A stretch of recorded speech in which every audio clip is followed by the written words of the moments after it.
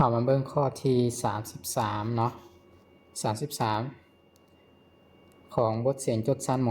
.7 วิชาวิทยาศาสตร์ธรรมศาสตร์ในทรงเรียน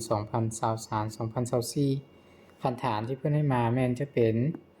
คือนี่เนาะลวดเส้นหนึ่งยาว 1.5 เมตร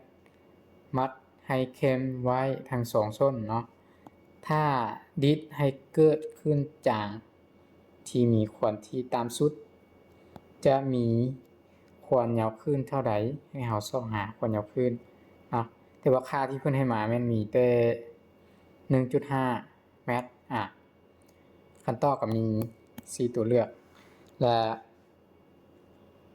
เฮาจะแก้แนวใดอยู่ในข้อนี้เพื่อให้เฮาฮู้บ่วิธีแก้เนาะอยู่ในข้อนี้แม่นเบิ่งอยู่บ่นึงก็คือคันว่าควรที่ตามสุดอยู่นี่เนาะควรที่ตามสุดนี่มันจะมีค่าของ n เท่า1มาให้เฮาในปืนแบบเรียนเนาะถ้าไผอ่านฮอดแล้วจื้อแล้วจึงจะได้อยู่ถ้าบ่จื้อตัวนี้ก็เฮาฮู้ว่าควรที่ตามสุดแม่นเท่าใดบ่ฮู้แล้วก็แล้วเนาะโอเคก่อนอื่นเฮาก็ไปวางสิ่งที่ฮู้ก่อนเนาะให้ฮู้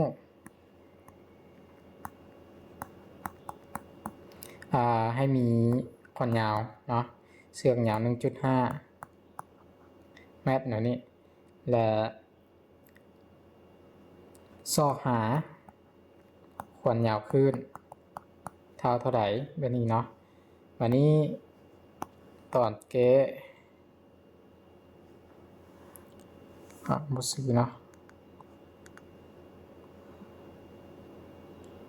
โอเควันนี้บทเกเนาะบทเกเฮามีจากคำที่เพิ่นเว้ามาอยู่ถึงนี้ยื่นในคำถามเนาะก่อนที่ตามสุดเฮามีอาจารย์จะเขียนว่าเฮามี n เท่า1เนาะควรที่ตามสุดแม่น n เท่า1อันนี้แม่นเฮาจื้อมาใช้ได้เนาะบ่แม่นอยู่ๆเฮาเขียนว่า n เท่า1มาแล้วบ่ถูกเนาะ n มันจะมี1 2 3ไปเรื่อยๆบ่มีจุดเนาะและ n เท่า1แม่นควรที่แม่นขึ้นจากที่มีควรที่ตามสุดเนาะแม่นขึ้นจังเนาะที่มีควรที่ตามสุดหรือเอิ้นว่า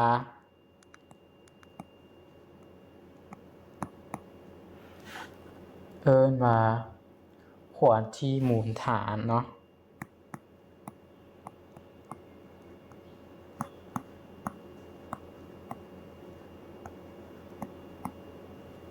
แบบนี้ควรที่มูลฐานก็คือควรที่ตามสุดหรือควรที่น้อยสุดฉะนั้นเราจะไปซอกหาลัมดาได้จะสูตรเนาะแบบนี้เราจึงไปเราฮู้เองแล้วเราจึงไปซอกหาลัมดาซอกลัมดานี่ควรยาวขึ้นเนาะจากสูตรควรยาวขึ้นเท่า 2l ส่วน n แบบนี้ก็แทนเลยนะให้เป็น2คูณ 1.5 n แม่นเท่า1หารให้กัน1 2คูณ 1.5 ก็ออก3หาร1ก็ออก3คือ9เนาะจะเป็น3ของน้อยเป็นเมตรละ3เมตรนะเป็นคำตอบที่ถูกต้องควรยาวขึ้นในเวลานี้3เมตรแบบนี้เนาะโอเคฉะนั้นอยู่ในข้อนี้แมนค่าเดียวที่เขาต้องจำแนกไว้คือ n เท่า1อันนี้เนาะ